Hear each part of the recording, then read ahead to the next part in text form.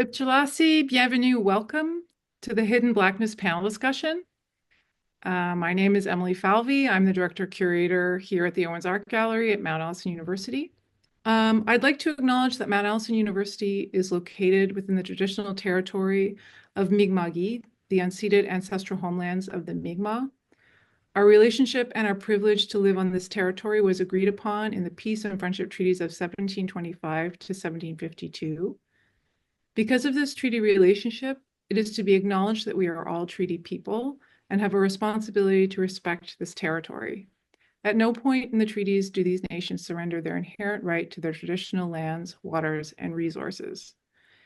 Edward Mitchell Bannister was born in 1828 on the traditional territory of Passamaquoddy, whose lands straddle the US and Canada border, but who are not currently recognized in Canada. The Passamaquoddy are members of the Wabanaki Confederacy, and they also signed the Peace and Friendship Treaties. If you would like to know more about their struggle for recognition in Canada, the Passamaquoddy Nation at Scudig has an excellent online resource. I also wish to acknowledge that African New Brunswickers have lived on these lands for over 400 years, and they are distinct people whose histories and contributions continue to enrich this part of the world. Thank you for joining us tonight for what I'm sure will be a riveting conversation about the long history of Black communities in the Maritime Provinces. For those of you who are not aware, in Canada, the Maritime Provinces encompass New Brunswick, Nova Scotia, and Prince Edward Island. This panel discussion is organized in conjunction with Hidden Blackness, Edward Mitchell Bannister, the first major exhibition of the artist's work ever presented in Canada, 124 years after his death. It is organized and circulated by the Owens Art Gallery and the Black Artists Network of Nova Scotia. So born in St. Andrews, New Brunswick, Bannister was a self-taught 19th century African-American Canadian painter of the Barbizon School, known for pastoral landscapes and seascapes. In 1876, Bannister's painting Under the Oaks, which is now lost, won the bronze medal, which is first place at the Centennial Exposition Art Exhibition in Philadelphia, thus making him the first artist of African descent and the first Canadian to win a major art prize in North America. I'm thrilled to welcome our panelists, Mary McCarthy Brandt, Thandiwe McCarthy, Aleya Michaud, Amani Whitfield, and David Woods. David is the curator of Hidden Blackness, and we have been working on this project since 2018. David is a largely self-taught multidisciplinary artist and arts organization leader from Dartmouth, Nova Scotia. He was the organizer of the province's first Black History Month and the founder of several arts and cultural organizations, including the Black Artists Network of Nova Scotia. He has curated pioneering exhibitions of African Nova Scotian art, such as In This Place and The Secret Codes, African Nova Scotian Quilts. This evening's discussion will be moderated by Thandiwe McCarthy.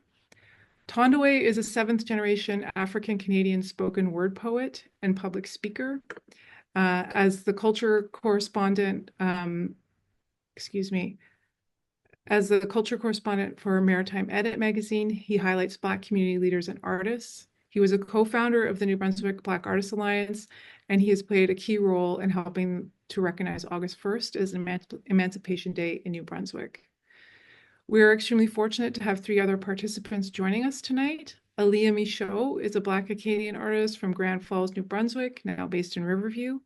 A self-taught artist, she is driven by an intuitive and exploratory approach to painting and drawing, embracing play as both a creative process and a way of engaging with the world. She serves as deputy director of Galerie Sans Nom and is a member of the New Brunswick Black Artists Alliance. Dr. Mary McCarthy Brandt is a distinguished scholar with a PhD in social justice from the Ontario Institute for Studies in Education at the University of Toronto. In 2015, she set a legal precedent with her landmark human rights case against Shoppers Drug Mart, which successfully challenged racial profiling.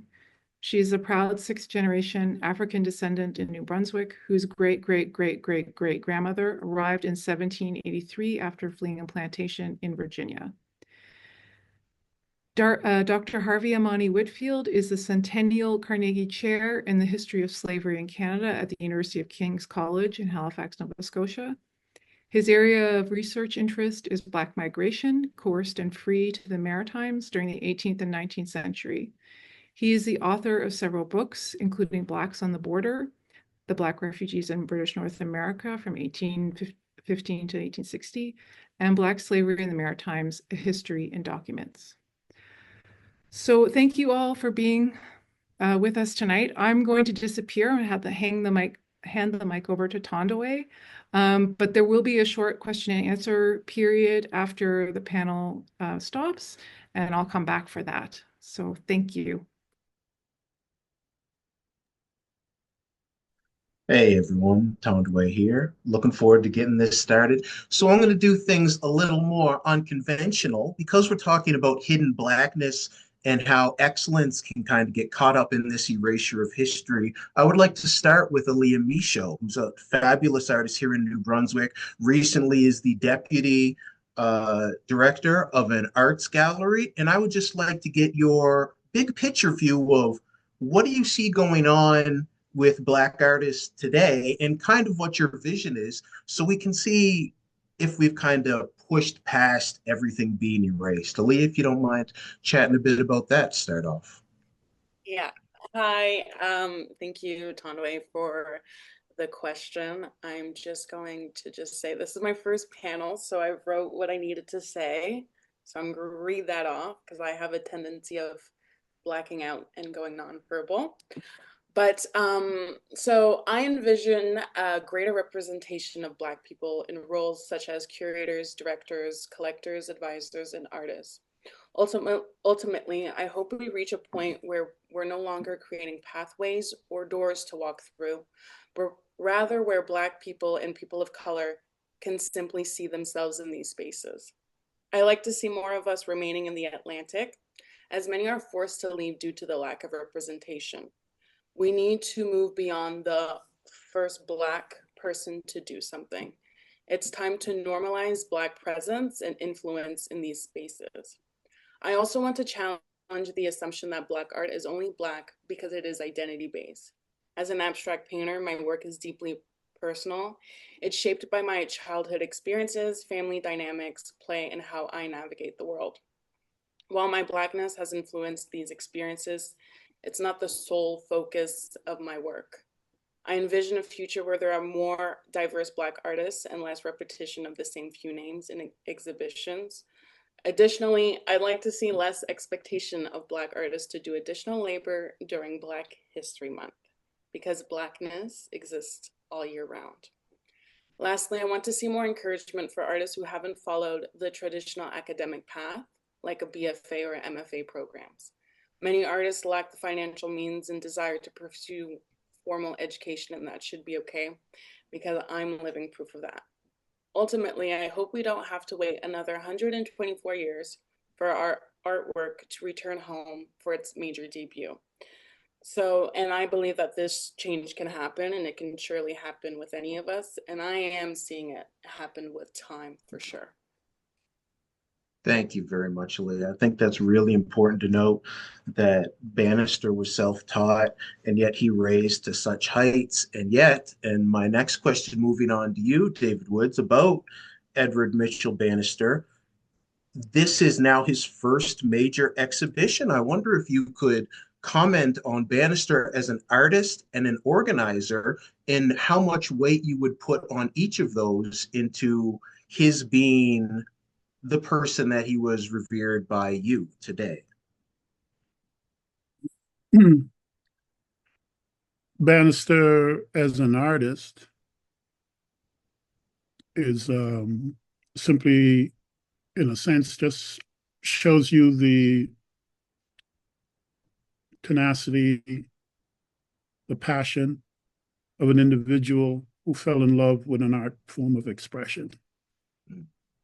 So prior to him arriving in the United States, prior to him at age, I think 28, being able to be a full-time and professional artist, he fell in love with art.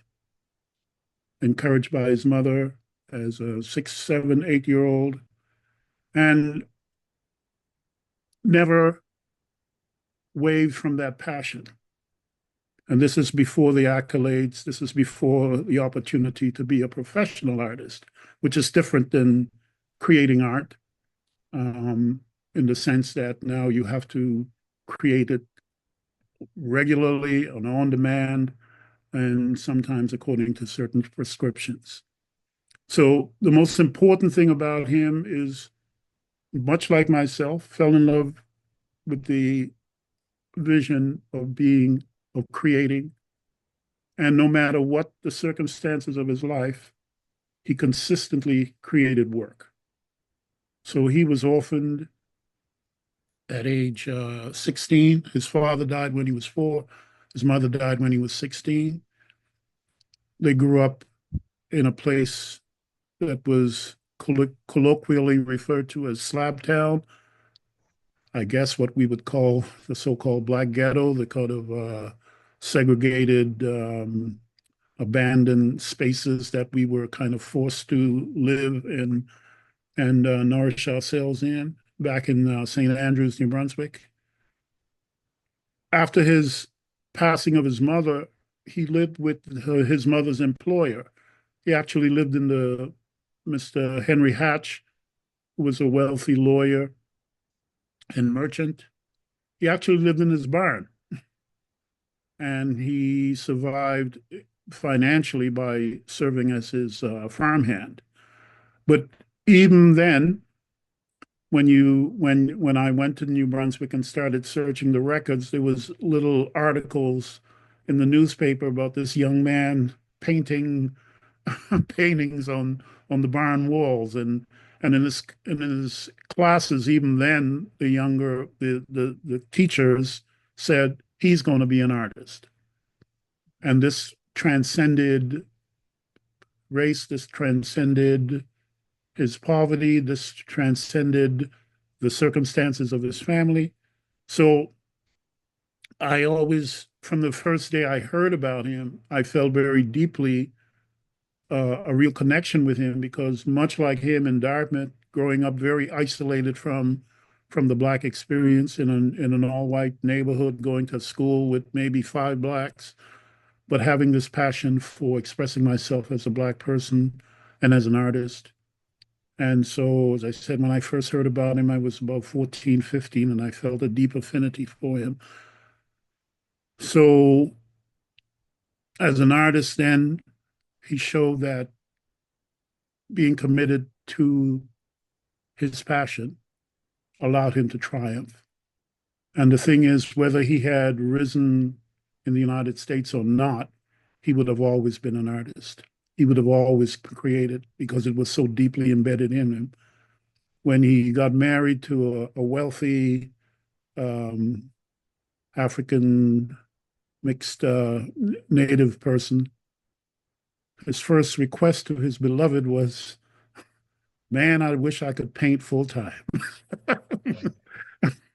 So he and she, because of her wealth and because she believed in him, um, kind of facilitated that. And all through, you saw this man breaking barriers, not only winning the greatest art prize in North America at the time, but arriving in places like Boston, Providence, Rhode Island, and very quickly becoming part of the elite of the art circles. And he didn't do that by, as you say, selling out or by not having talent. He did that because his talent allowed that. So very quickly, when he arrived in Providence, for example, he the top artist in that community. He was a member of all their different groups, and so I always think of this young orphan boy from St. Andrews and his passion for art, and probably awakened to art by seeing art in other books, because certainly there wasn't a whole lot of galleries during that time period, and never allowing that passion to die. As an organizer, there was no separation between him as an individual and the act of trying to organize to not only achieve the height of his work as an artist, but also to the benefit of his own people. So throughout his existence, you see him in Boston becoming a member of the histrionics club that performed plays about the Southern plantations, being involved in the anti-slavery movement. He lived in a house that was actually a safe house on the Underground Railroad during that time. Him and his wife raising money for the widows of black Civil War soldiers, widows who had been abandoned and weren't receiving benefits from the government. When he arrived in Providence, um, the funds that were raised, the leftover funds from the Centennial Exhibition, um, went into creating arts institutions in Providence, and he was very instrumental in that. The Rhode Island School of Design. He was one of that group that first envisioned that. And he also founded the Providence Art Club, one of the oldest art clubs in North America. And as I said, there was no division between him as an artist, full-time artist, painting hundreds and hundreds of paintings, commissions from pure love of art, and him organizing not institutions, very famous institutions, to pursue the greater opportunities for all artists. So he lived that very bifocal life of an artist and an organizer, and it was just part of who he was. Wow. Wow. Thank you very much, David. I'd feel like we could go 2 hours just on that. But I'm going to roll it to Dr. Harvey Amani Whitfield, and I'm going to set this pitch up by just talking about Bannister, self-taught, a love to create, Slab Town, St. Andrews, all of a sudden now it's a golf course. He went on and created infrastructure to inspire other artists in another country, and we don't have any of that stuff here. I'm curious, Amani, and again, congrats on the chair. How often does this happen that these Black towns just get erased and the heroes and the people in them, we just don't hear those stories? Well, it depends. Sometimes towns are, we do have some of the histories I'm thinking of, and if you're talking about the Maritimes, of Preston, Hammonds Plains, Beachville. So obviously today is well known, and we have just celebrated the 180th anniversary of the Baptist Church there. But if you're asking about like sort of the larger erasure of certain aspects of Black history, I think the answer is because, historian scholars have kind of a fancy pants way of saying it. They say that the archive silences enslaved Black people or Black people more generally, especially in the 18th and 19th century. That's just like a fancy way of saying that basically for a lot of Black people and Black communities, there's not always that much documentation, right? And by that, they mean, I want to be clear here, they don't necessarily mean oral traditions, right? They mean more like, there's not as many diaries, there's not as many things like that you might find among, shall we say, well-to-do white families or white communities, right? So a lot of the stuff that we use in Black history, at least that I've used, are things like runaway slave advertisements, slave for sale advertisements, court cases, government documents, and of course, even Black people that we know a lot about from, if you want to talk about like the War of 1812 Black refugees during the 19th century, like say Richard Preston, like somebody that, there's like a fair amount of paper about him, or Septimus Clark or William Dare, or to go earlier, Rose Fortune or somebody like that. We really don't know that much, right? We've got like several documents, but that's it. And what's the difference there? Well, the difference is in some cases, the only documentation that we have of a Black person existing in the Maritimes might be something along the lines of Black child baptized at this church, servant of Captain Smith, March 3rd, 1791, Digby, Nova Scotia. And we might not pick that person up again in the documentation, right?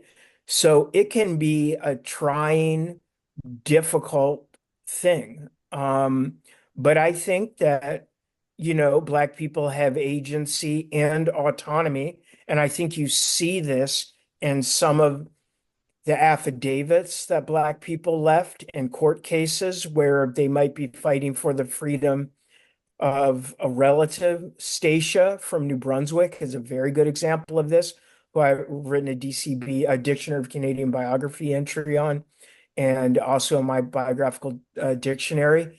She leaves an affidavit because she's trying to get her son, Richard Hopefield Jr., freed.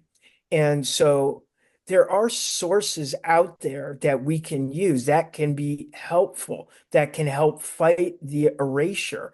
But the sources that we're using, sometimes they're generated by Black people, but more often than not, they are either generated by white people or they are mediated through a white person who has written something down, like a petition, an affidavit, a story in a diary, something like that. So what historians have tried to do here is they've made a point about saying, when we have to use a government document or a document written by a slaveholder, you have to read it, we say, against the grain, right? You have to sort of say, okay, here's what this owner's saying, but what else is the document really saying? And I think that's sort of helpful. So the way that we, I think, fight against erasure, to be quite frank, is to keep writing the history, at least in my case, the history of slavery, Black history, studying it, and these things have been going on in the Maritimes, if we're focusing on that, for quite a long time, right? Sometimes by Black scholars, but also by some white scholars. I'm thinking of, T. Watson Smith's A Slave in Canada, published in 1899. It's a valuable resource for us. Of course, my mentor, Jim Walker's book, The Black Loyalist. So I think that there are opportunities, and I think that we are using them. And I think that the history is there. And I also know that there are documents or stories and things that we haven't focused on, right? Sometimes we're too Nova Scotia heavy in the Maritimes, or we're too Halifax centric, right? Or do you see what I'm getting at? Or in New Brunswick, we're looking too closely at just St. John and Fredericton or Majorville, right? Do you know what I mean? And so I think all of that stuff is going on, but and then I'm happy to speak more, but I'll let you all come back to me if you want. But I mean, just as an example of stuff that we have not done yet, just kind of basic, is we know a lot about the Black people who migrated in 1783 to 1785 that we call Black loyalists, or the people that I've written a lot about, slaves of American loyalists, right? We know a fair amount about that. We know a fair amount about the Black refugees, Jamaican Maroons. But what don't we have a book on? It's always shocking to me, is we don't really have a book or even a dissertation. I don't even think we have a master's thesis on it. I could be wrong, but I'm pretty sure about that, on the Black people who remained in Nova Scotia between 1792 and 1813. That's to say, obviously, the Loyalist slaves were still here, obviously, but I'm talking about The free Black loyalists are people who became free, who decided not to go to Sierra Leone. We really don't know a lot about them. Like, where were they? What were they doing? And that stuff is important. I think there's more things that we can dig out there. So I'll leave it there, but I'm happy to keep adding on later. Thank you all so much for including me on this panel. Yo, that was beautiful. First, let me say, I appreciate that you gave a vision for what you would like to see that would make historians' jobs easier, more writing done by the everyday people and the families. Small plug for the Still Here project is exactly what it was, 15 generational Black families that can trace their history back. And we interviewed, photographed them, and just talked to them. We're putting it in a book. But I must say, just to put it out here for everyone watching, I'm quite disgusted that we get to our stories of success through our stories of struggle, and quite conflicted that we also are thankful for those stories of struggle, because those are the only threads that we now know of to pull on to weave this greater tapestry of all the brilliance that we've always had for centuries in Atlantic Canada. I'm going to move on to Dr. McCarthy now, who, just to set up, was the first Black president of the New Brunswick Historical Society and did a dissertation on segregated graves. It seems even when we pass that we still are affected by systemic racism, and then turned that into a nonprofit, Reach in New Brunswick, where you actually take care of these graves. And then your work as the New Brunswick Black Historical Society president, you are now, and this is big news, she's going to be teaching the first Black New Brunswick history course and is making the curriculum. So my question to you, Dr. McCarthy, is how important is it for us to move from research to dissertation and education, to make sure that we have these organizations and curriculums out there? If you could please talk a bit about that. I would love to, and thank you. And for all those listening, my course isn't 100% approved. It's like 80, maybe 90%. I'm working on the syllabus right now, but it's going to be a walk. It's going to be like a 3,000 level course at the UNB History Fredericton campus. It's going to be an overview of the greats and the forgotten Black New Brunswickers. So I will include Bannister and Abraham Beverly Walker and Georgina Wetzel, the Bohe brothers. I'm going to introduce a lot of the first and the greats and the memorable people. So yeah, I guess I want to say, I just want to kind of piggyback on what Armani said and what David said, that yes, Ken, I will include Union Alley in my curriculum. Nice to see that you're here, Ken Scott from St. John. I think it's so important when we are, and I know you, Armani, are well-read Nova Scotia specific, and David introduced me to Edward Mitchell Bannister. I think it's so important that for me in my journey, I only became active because, and a spokesperson, because I was kind of suppressed and saturated with the Nova Scotia history. I love the Nova Scotian people. I'm related to half of the province. But I think our New Brunswick story is so very similar, but yet distinct. And I thank you, David, for continuing to promote Edward Mitchell Bannister. The only other thing I would like to say is that that being a historian and just sort of piggybacking on what Armani said, is that when I did my research in the last 10 years or so working on my dissertation, I was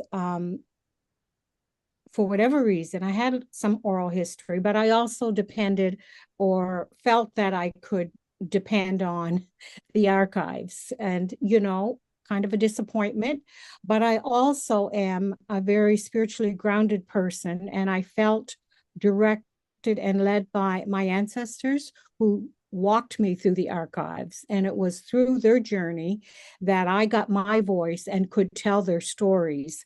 So, like Thandiwe said, some of our history here in Black New Brunswick is through trials and tribulations. And as Amani said, it's recorded due to our struggles and our conquests. And I think of the lady on Fredericton North who, she took her slave master to court, and her name has escaped me. And she lost her case, but as a result of her case and how cruelly she was treated, do you know who I'm referring to, Armani? Yeah, Nancy. Thank I you. think it's Nancy. Yeah, I Nancy. think Yeah. Stacia also lost. So Yes. yeah, Oh, both is that the right? New Brunswick Supreme Court. Yeah. Yeah. Yeah. So, and I mean, just the other day, I bought some, every year Canada Post promotes one or two Black stamps that they release in February. And the one that I found was Angelique, from the hanging of Angelique. And that's a very sad story out of, that's not Atlantic, but it's out of Montreal, the enslaved woman who fled her enslaver and was apparently caught, and she was convicted of burning down half of Montreal. And she still, I mean, she said she didn't do it, but she was hung for that. So she's now on a stamp, and I think it was Dr. Afua Cooper who told her story, the hanging of Angelique. Anyway, I'll just wrap up by saying, as a Black historian and as a female here on this panel, it has been a struggle for me, as the former only female president of New Brunswick Black History. It has been a challenge, but I believed in the project, and I do believe in the project still, and I believe that's why I started the nonprofit. REACH is remembering each African cemetery's history in New Brunswick. And our mandate, the nonprofit, we're a small nonprofit, but our mandate is to reverse the erasure of Black history in New Brunswick and to document and find and record Black graves in New Brunswick. Back to you, Mr. McCarthy. Thank you very much for sharing that and really emphasizing on how the work is never done. After you find the research, after you get the PhD, then comes the organization. We're really talking about erasure here. And I want to go back to you, David, and get your thoughts on how someone as fantastic as Bannister, how did he escape erasure? And do you have a prescription for future, in this current generation, amazing artists and individuals to employ some of those techniques? Because we at least know about Bannister. His paintings survived. Well, there are two points about Bannister. He was, in fact, erased from Canadian history. Mm. So he was famous in the United States. When I first heard about Bannister as a young artist, and began promoting his name, nobody in the arts community, whether it was the art colleges, Nova Scotia College of Art, other artists, knew about him. I shouted his name every opportunity I got, and the Black artists didn't know about him. As recently as 2017, I was still creating wonder by even bringing him up among art professionals, Black art professionals. Um, so yes, he was elevated in the United States, but in Canada, um, he was certainly until recently almost completely unknown. And how did he escape it? Well, I think, as I said, he lived his life as an artist. So his work did his work for him. And certainly winning that prize allowed him to reach across boundaries because you win an art prize and he was the only black person entered. And of course, we've been told the interesting story about the Centennial Exhibition, which is 100 year and from the American Civil War, and it's adjudicated by a blind jury. So the only thing they know is the number, and I think his number was number 54. So they're judging these art pieces, and when he hears his number, and I could be wrong on the number, so in case I'm wrong, but it was a number on his painting. When the number is announced and he shows up, every the first reaction was that several of the jury members were aghast. They didn't know why he was in the room. And then he said, "That's my painting." They actually entertained the idea of not giving him the award. That idea was quickly undermined by contrary opinions by some of the jurors, but also by the other artists saying if he wasn't given that award, they would withdraw from the competition. So that story, even within that, became one of the kind of narratives that allowed him to reach. But again, in I'll tell you a funny story. I called his hometown back in let's say 2009. I called a museum in St. Andrews. Um, and at that time I was hoping. I had just finished a stint at the Art Gallery of Nova Scotia. They were supposed to do the Bannister exhibition, but they didn't. So now I was trying to convince the Beaverbrook. But I called the museum because I wanted to find out some more. Although I knew about his American career, I didn't know much about his local life. And when I called them, they didn't know anything about him. But when I actually went there, I found out that the museum was actually the house of Henry Hatch, who was the employer of his mother, and who was the person who actually he lived with after his death, and they had no clue about it.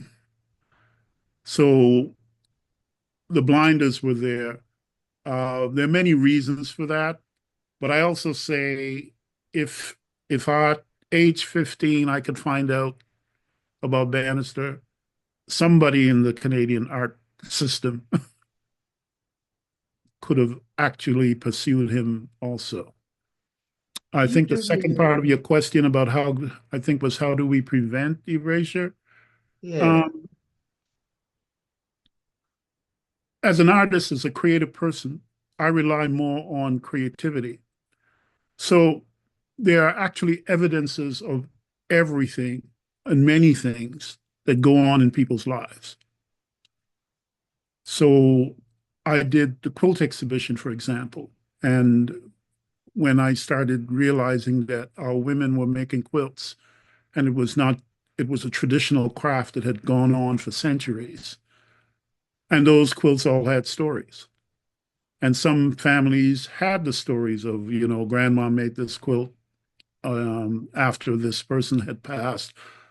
And as I went from village to village, the quilt started speaking and was able to do the very first quilt exhibition in Nova Scotia on Black Nova Scotians quilts, which ironically, Nova Scotia, very well known for quilts, had done major exhibitions on quilts of Nova Scotia, old-fashioned quilts from Nova Scotia, etc.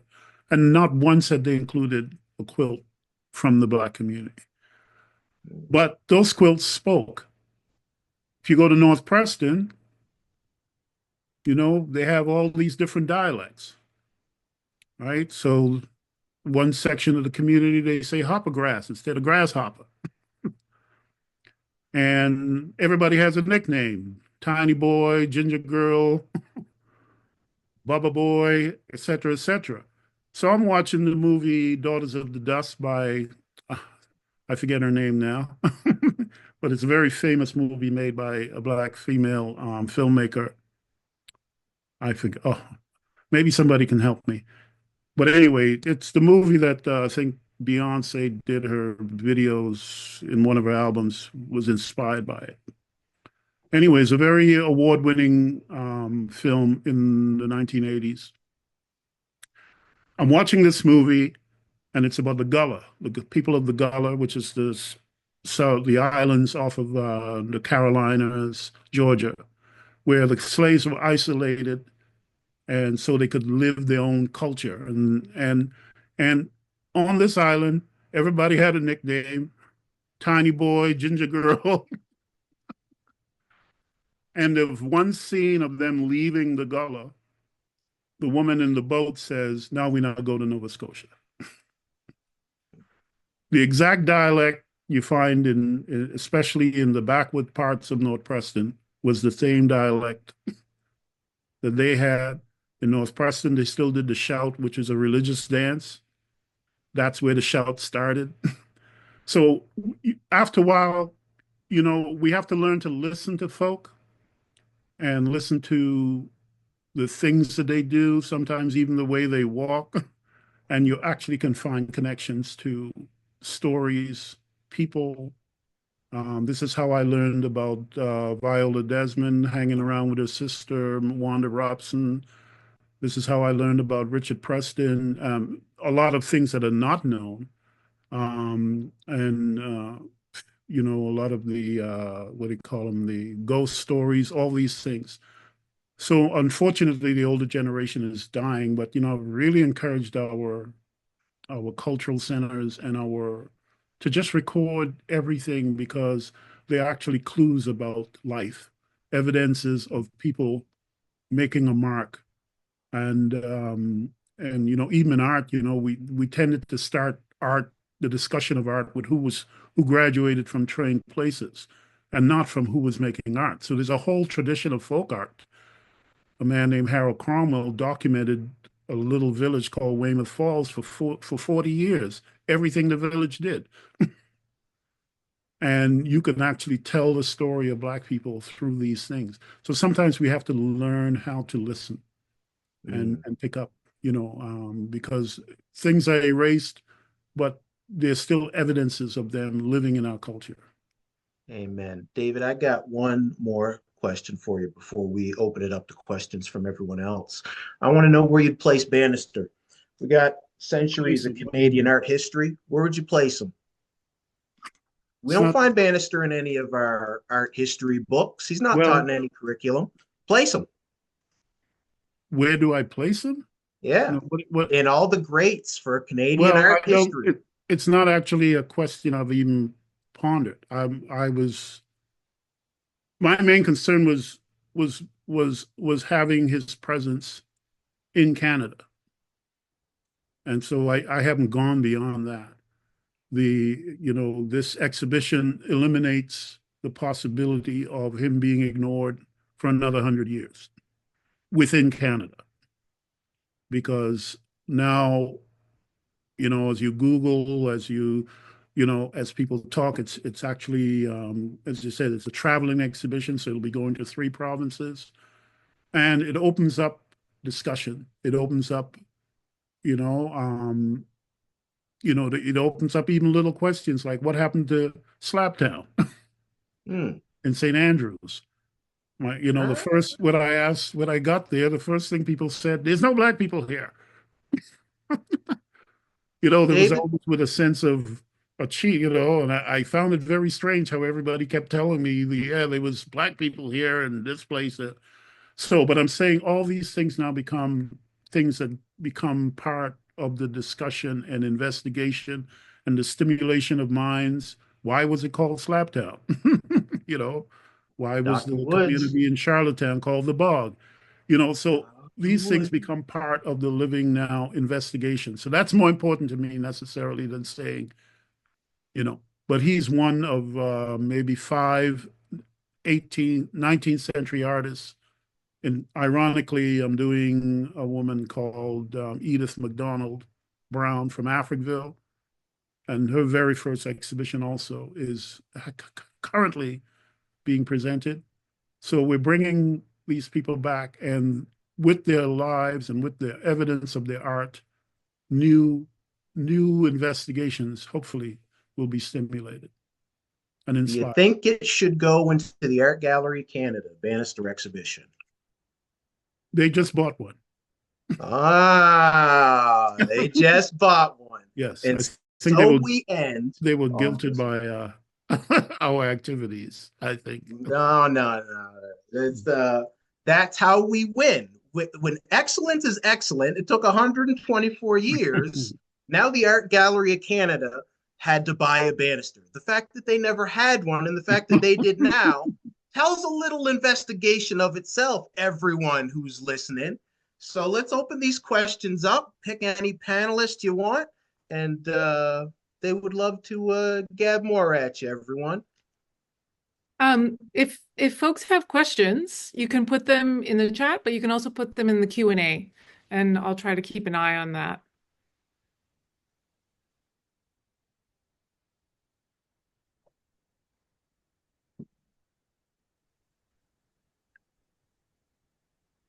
Are the panelists allowed to ask a question? Sure. All right. There's one in the chat. All right. Do you want me to put it in the chat? No.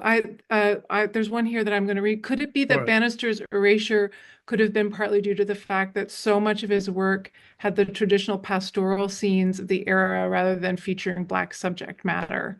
But please correct me if I'm wrong. Question for David. All right. Yes and no. It was not typical for 19th century artists to paint Black subject matter, even if they were Black. The establishment, especially professional, if you were a professional Black artist, the buyers were almost predominantly, almost completely white.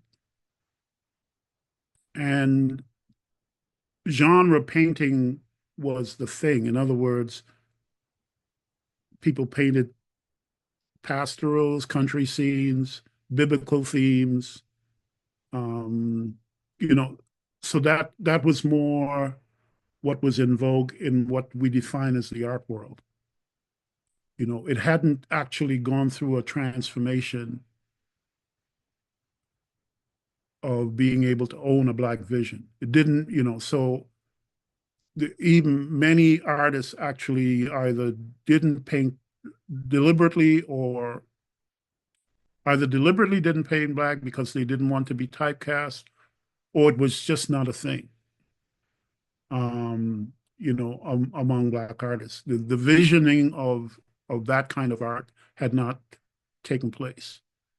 In fact, it took well into the 20th century, ironically, by even people like Picasso influencing the return of appreciating Black arts. Now, on a folk level, on an everyday level, Black arts may have existed in people's homes in terms of stylistically or painting Black images, but certainly not on that professional.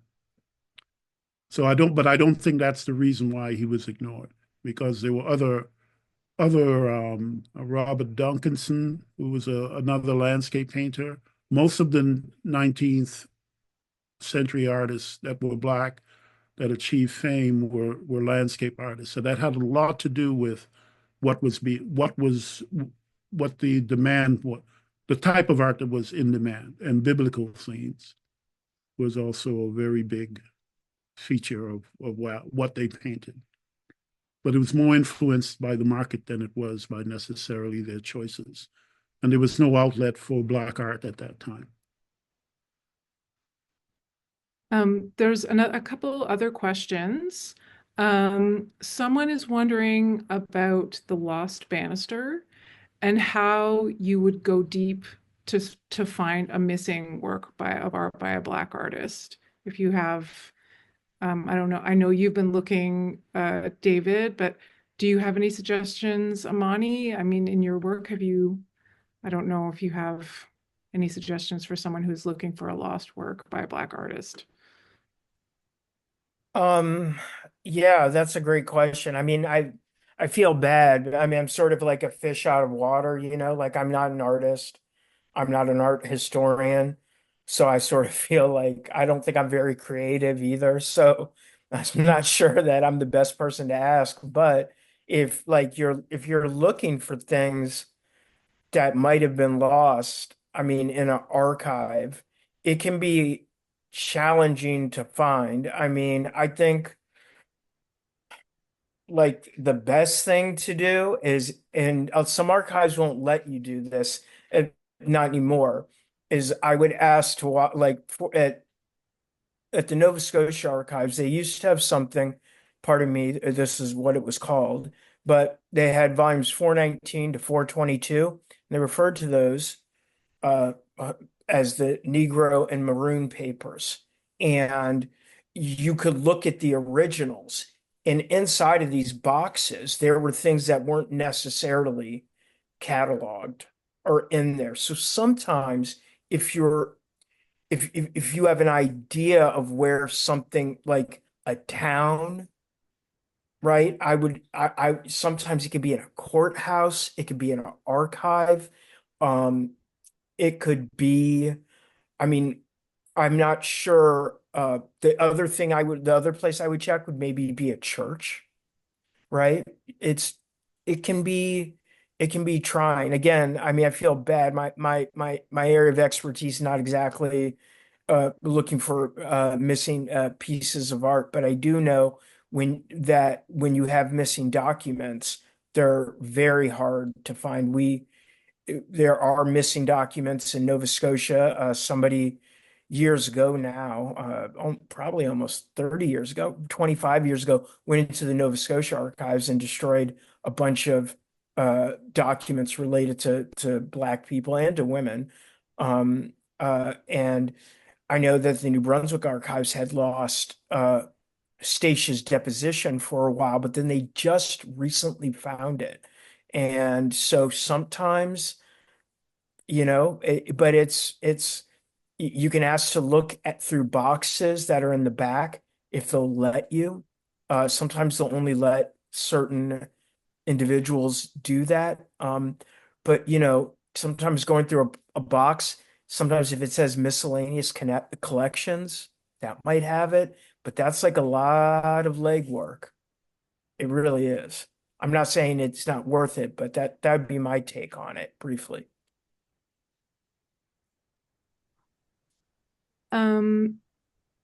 Someone's asking, Mary, have you uncovered any artistic realities through your cemetery research?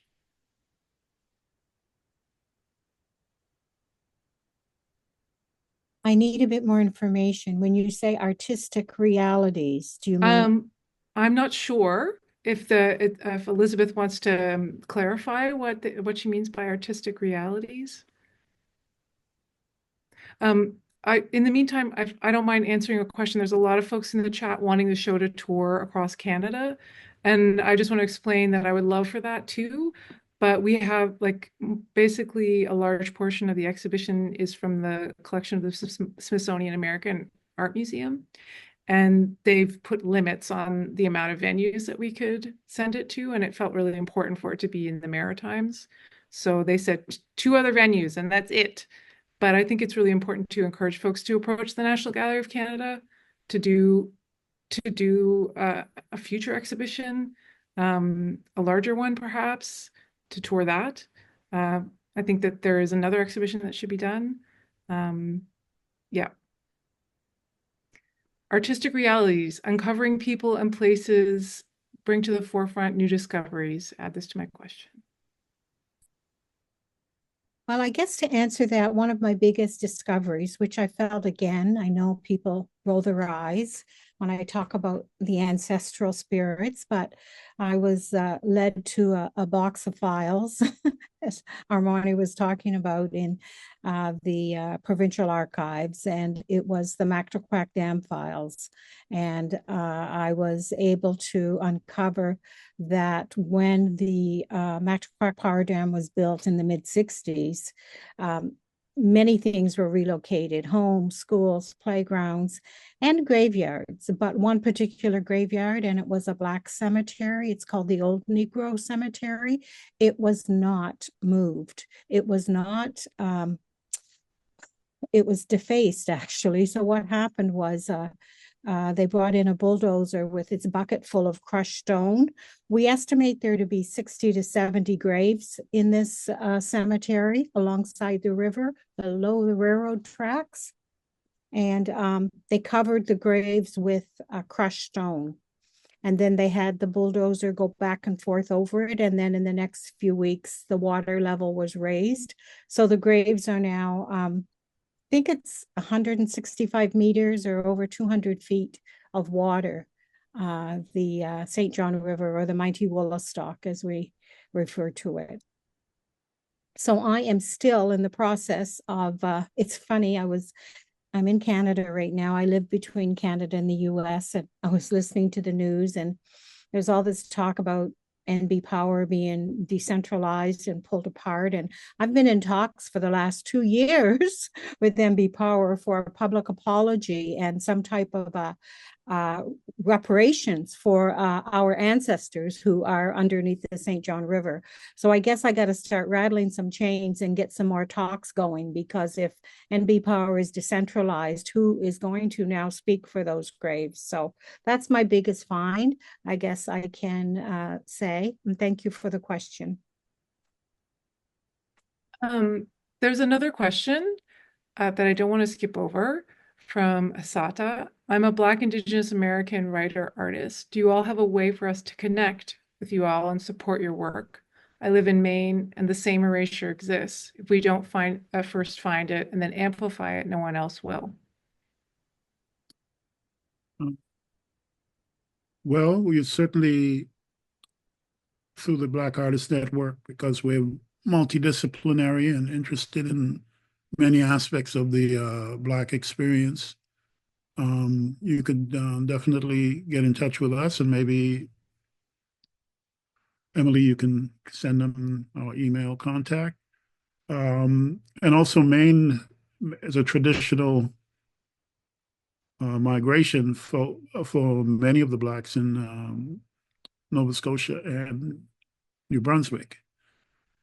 So there's not too many Black, prior to the current generation from, like, say, the 1950s, most of our grandparents and great-grandparents moved to Maine and Boston and all those folks, all those places. And so there's a lot of African Canadian history within those spaces, which is a repatriation, because many of them, of course, came up here originally from the United States. But when you go to the southwestern communities, especially Weymouth, Digby, almost everybody's grandmothers went to Maine and Boston to work as maids, ironically, to work as maids and in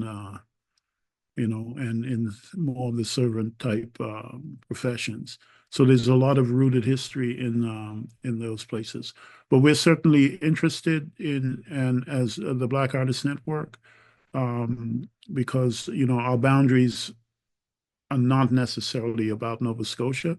It's about art, and we've made many connections and discoveries from pursuing literary and artistic things that are not just bound by the geography of Nova Scotia. And we're very interested in making connections with folk and reconnecting histories that sometimes are unknown.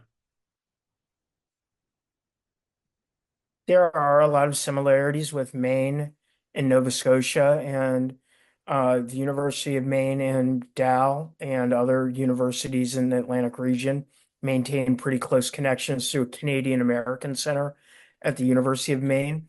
But what I find interesting at Maine, and pardon me for the personal story, but this sort of rips off what you were saying about people going up there, going to Maine. Dr. Woods was saying about people going up to Maine and or going down to Maine and working in domestic service and so on and so forth. So my great grandfather and great grandmother moved to Portland, Maine, and he was my great grandfather would he had to work as a janitor. I think he was a tailor in Jamaica, but he couldn't do that. He became a janitor in Portland, Maine. And one of the places he had to clean all the time was Bowdoin College, which is now this is another thing about American Canadian schools. Bowdoin is like what we consider a little Ivy, is very elite, very expensive. And he's cleaning floors there. He had four uh, sons and one daughter. And he used to say, I'm going to send my sons to this rich white man's school. This is in the 1930s. And my grandfather, who was the oldest, Leon Dixon, and his brother, Audley, and other brothers, David, uh, and Freddie, all went to Bowdoin. And their daughter, you might have heard of in the sense that Lois Rice became a very important sort of like government operative, and her daughter, my cousin, is Susan Rice, who is the national security advisor for Obama. So our family has these weird Maine connections, not necessarily Nova Scotian connections, but maybe connections in Portland between Black people who had gone up to Portland from Jamaica with some of the Black people who had gone from the Maritimes down to Portland. I wonder how many friendships were formed and people knew each other. I'm not sure, but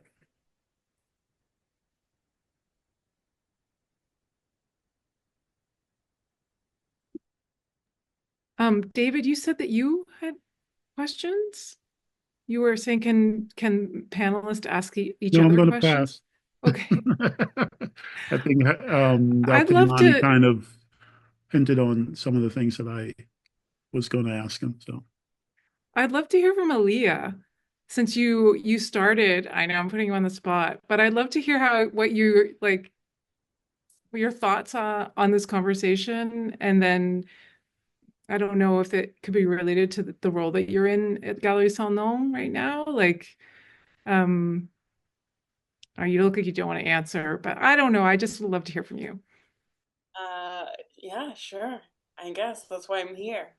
Um, I didn't know about Bannister up until I met Emily and David, and for years, well, a good year, they were talking about Bannister, and I still had no clue who Bannister was.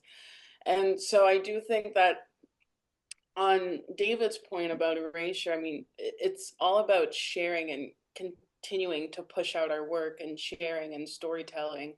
So it is important that we keep that, we extend and we communicate amongst each other as well. Um, and how can I say this? I do see that times are changing. Um, and I do, especially now that I'm here in this position as well. It was a bit of a full circle moment. I did my first solo here at Galerie Sans Nom 3 years ago. And now I'm an assistant director, deputy director, whatever. So it's good to see that, because when I look back at this history, there's nobody Black that was working for this gallery, where there wasn't a lot of Black representation. So it's good that we have the Owens and David Woods, but also Mary McCarthy and Dr. Harvey Whitfield to bring out the history and continue to push out, because that's the whole point. We don't want to erase, so we have to just keep pushing the word out. Um, and in this position as well, I will be pushing that word out and extending into my community as well, and bringing them into these spaces as well. So I hope that answered the question. Kind of, sort of. Yes. Good.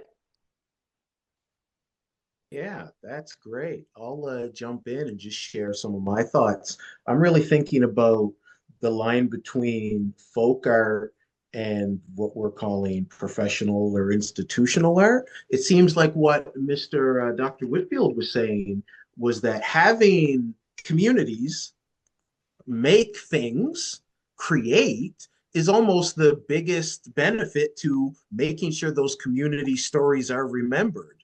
I wonder why there isn't such a good push to have all of that celebrated. It seems we're selecting a few, and there should be more of a groundswell at the grassroots to project everything that everyone's kind of making to start those conversations. It doesn't have to be at the institutional level, but I'm just remembering my discussion with Pamela Edmonds, the director and curator over at the Art Gallery at Dalhousie, and she was saying how Black exhibitions was just in someone's home, that they were never limited to the galleries. They would just invite their friends and family over and literally on their own walls hang up their own photos and all that. And perhaps as a cultural practice for ourselves and families, we should keep that going and include that as well as the art galleries of Canada's and stuff. I wonder, Dr. Whitfield, what you think about the way art can really keep these to build the bridges between these points in histories so that we never kind of lose that thread. Okay. So again, I want to mention my utter but very below average understanding of art, that I'm not trained in it. But so the question was like, how can art sort of take us from like historical period to historical period? Did I understand that? The question is, there's gaps in the history, and excellent historians like yourself are looking for anything to Right. fill those gaps. I'm wondering if you've encountered art or how you think art could be helpful to you if you had nothing else to fill those gaps and then unravel some stories. I mean, yeah, art's really important. A colleague of mine and I think it's the first article about it, but we wrote something. It's how environmental history environmental history was related to slavery in the Maritimes and in New England. And one of the pictures we use, of course, is the famous or infamous picture of the black woodcutter at Shelburne. I think a lot of people are probably familiar with that. Now, I mean, the interesting part about that is for years we thought that was a black loyalist, but now we're not so sure. That person easily could have been enslaved. We don't really know for sure because uh, um, it's not labeled, but that tells us so much. That one picture, what does it tell us? You're wondering. Okay, it's a dude, right, cutting wood. Who cares? But it's much deeper than that. Why? Because it tells us about the work that either an enslaved black person was doing, or what free black person was doing, or an indentured black person was doing, like the kind of work they were doing, but also how it feeds into the much wider slave economy. Why do I say that? You can't understand slavery in the Maritimes if you don't understand its connections with slavery in the Caribbean, right? And one of the things that is being pushed out of the Maritimes and taken down to the Caribbean, of course, is timber and fish and salt fish. And when you see that this person is sawing timber, was that timber destined for the West Indies? The reason they need it is because enslaved people, for the most part, in the West Indies, they're working on sugar plantations. It's a brutal regiment. They don't have time to do anything else. So owners are buying timber from the Maritimes, from all parts of Nova Scotia and New Brunswick, and they're using that to build houses, all sorts of things. So in that picture, we have an understanding of not only what a black person in the Maritimes was doing, which is important, but also how this fed into this much larger slave economy. My favorite picture is probably the picture on my book, Blacks on the Border, which shows a Black family walking to the market from Hammond's Plains, which I think is, I mean, I don't know any picture that could better sum up the challenges, also the opportunities, and also the agency that Black people showed after the War of 1812 in the Maritimes. So we don't have a ton of pictures. That's another thing, at least for the time period I study, because I do what 1750 to about 1850. But when we do have pictures, they can be so helpful. So, I mean, that's something I'm integrating more into my own history. So yeah, it's important. And I have discussed pictures before, but or artwork, but I'm sure that there's more that somebody a little more seasoned than myself could do with it. Yeah, Thank you very much. I concur because even as you were talking about the Hammond's Plains painting, I don't know if it's a watercolor, I'm not sure, but It is. I'm quite familiar with that. Yeah. But that tradition actually went on right up until about the 50s and early 60s of leaving the villages and horse and buggy, walking to town, all these kinds of things. Right. And this is why I say we really have to make a real effort to record the oral histories that exist in this last generation that are in the 80s and 90s. I cannot even understand why that hasn't happened. Especially What happens if it doesn't? Tell them what happens if we don't get this current generation's history. well, you just miss a lot. When you see me becoming a writer of the things I write and writing plays that I write and uncovering Dr. Ligore, the hero of Halifax explosion, that came from talking to older folks. It didn't come from me going to a book. Somebody mentioned something, and it was only because I have enough knowledge of families and I was able to make connections. If I And may so I'm interrupt saying for a if we quick don't record this, we not only eliminate the sharing that is permanently gone because it's not documented anywhere else, but we also eliminate the possibility of connections being made through other means. So in other words, a mention of a name may lead a researcher to make a connection that may not have been evident to folk. You know, hey, where's that Ligure name from?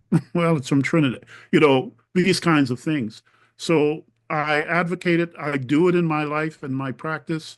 And, and maybe we have to become much more political in terms of demanding that.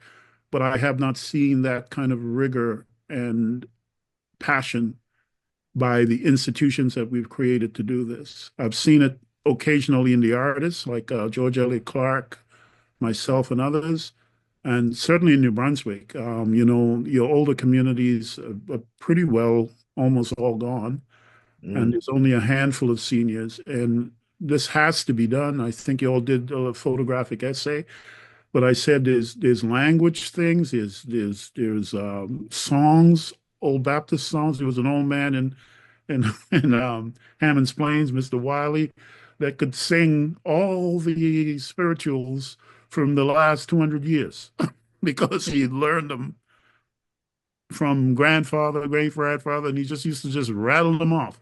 Well, got to record that stuff, and on and on. And even in Nova Scotia, you go up to Whitney Pier. The first Black community wasn't loyalists. It was Caribbean African in Fortress Louisburg. Yeah. I've been repeating that over and over again. We actually have an American bias as even how we interpret history. And they refuse to acknowledge the French Black community. And they even refuse to acknowledge the Caribbean community that's always been a part of Nova Scotia's reality. the Grants in North Preston, the Collies in East Preston, on and on and on. But these are dialogues, at least I said, because in my art, certainly it allows you to be able to see it. But we need to really, because I said we're losing a generation now, and we no longer have that old village structure where people are growing up with their grandparents and in homes where traditional storytelling and all that goes on. That's pretty well, with the exception of one or two communities, that's defunct. And many of those older places will no longer be in existence. So yeah, so maybe we have to become more political, and this is one of the reasons I was encouraging the New Brunswick Black Artists Alliance to do that provincial work, because without an agent doing it, we don't have a wealth of scholars and students studying culture, and we tend to fall into whatever the established pattern of where to look at. So Black loyalists is a thing, and certain things are a thing, but not the cultural, not the everyday cultural aspect of people's lives and connections. So, and so you have to be an advocate, Dandy and Aleya, Dr. Amani. And yeah, well, I said, as I get older now, and, I said there was a community in Shelburne called Reynolds Craft, and the last Black person died 2 years ago. And these things really affect you now, because you realize now the storytelling, this is a community where people all played music, fiddle music, where, they used to do the Oxenhead teams and enter competitions. All that traditions ended. And there was never a proper recognition or recording of that kind of stuff. So yeah, I encourage you all, and even those listening, some of the things that we may see as trivial may actually be not that trivial. And we just had a contest called 40 Places Called Black, where we actually encourage people to write about their own communities. And that was very successful. And so we've actually tried to do some of this work that allows us to have our voice, and not everything sounds so, oh, I never heard this before. I never heard of him. I never heard of this, and da, da, da, which is part of being erased. You're not celebrated on an ongoing basis. Thank you very much, Dr. Woods. My favorite story of that, to wrap this up, is that when we learned that there was someone writing about viola on the $10 bill, Viola, Yeah. and saying that she passed away broke and that she didn't have any money. And I remember you gave that exact same look and said, "What? Does she not know? I knew the family." So not only is it important for us to get rid of this erasure of our history, but to keep telling the stories, because the next generation might rewrite them. Yeah, they assumed. Yes. The poor woman died all broken and diseased and alone in New York. That woman was rich. Yeah, well, He was a talent agent for jazz musicians. She happened to die alone because her boyfriend wasn't home. But, just again, the assumption that this sad story of this woman leaving Halifax, devastated by racism, and moving to New York. So everybody just automatically imagined, oh, they broke her. And she got there, and as soon as she got there, she died. Yeah.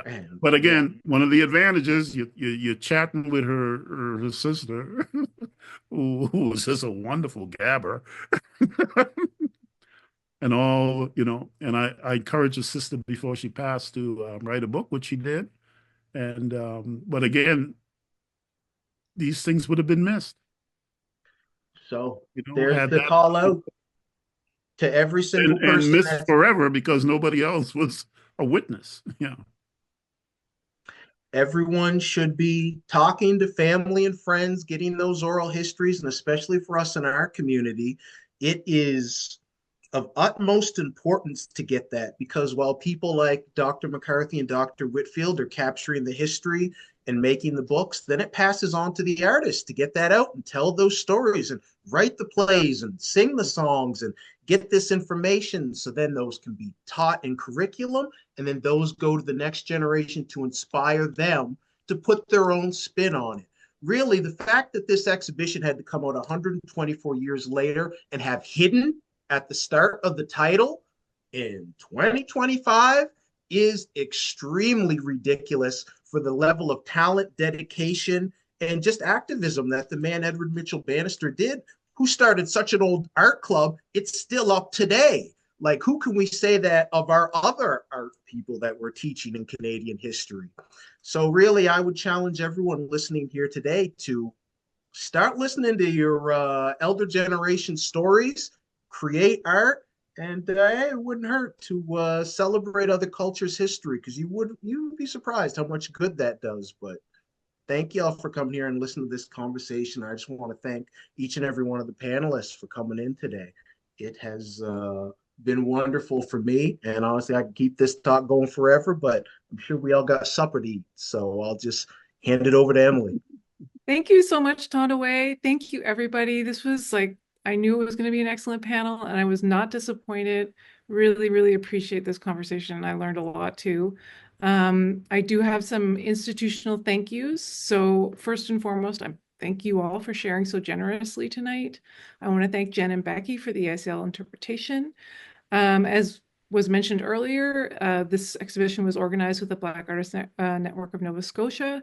And the Owens is very thankful to be working with them. It's a touring exhibition featuring loans from the Smithsonian American Art Museum, the New Brunswick Museum, the Art Gallery of Nova Scotia, and the Beaverbrook Art Gallery, as well as the private collection of Marilyn Sanford.